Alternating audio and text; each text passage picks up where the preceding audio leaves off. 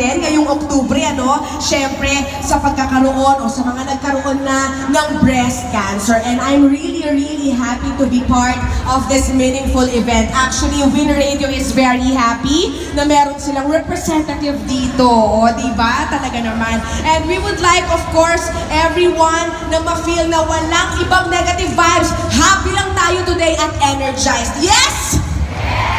Very good. At para magsimula po ang ating programa, meron po tayong tatawagin. This is for everybody's information about safety and reminders. Kaya naman, tatawagin po natin dito sa entablado si Ms. Denilyn Saludares, Marketing Officer ng SM City North EDSA. Palakpakan po natin mga kapamilya ng pusong kapatid. Thank you so much. Ako'y nanggigigil na po sa kabonggahan ninyong dalawa, ano?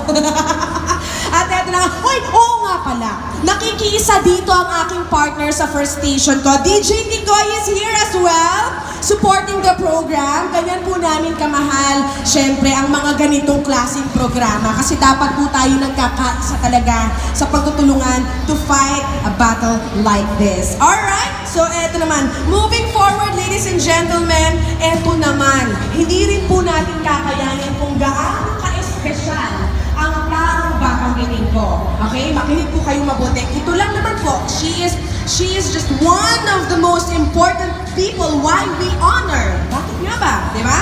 Ang Breast Cancer Awareness Month. She's a 63-year-old breast cancer survivor. Doon pa lang magpalakpakan po tayo mga kapatid. Di ba?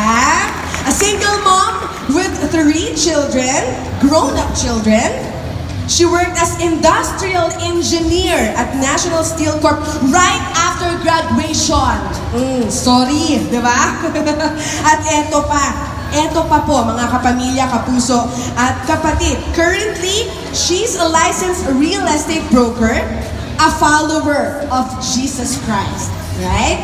And a member of Green Hills Christian Fellowship. Ladies and gentlemen, magpalakpakan po tayong lahat. Please welcome Miss Jesseline Laguarden Regalado.